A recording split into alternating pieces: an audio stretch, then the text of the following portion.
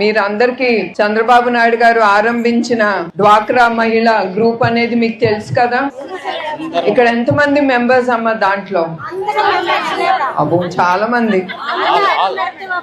మీకు అది ధైర్యం ఇస్తాందా లేదా? డబ్బులు చేతికి వస్తుందా లేదా?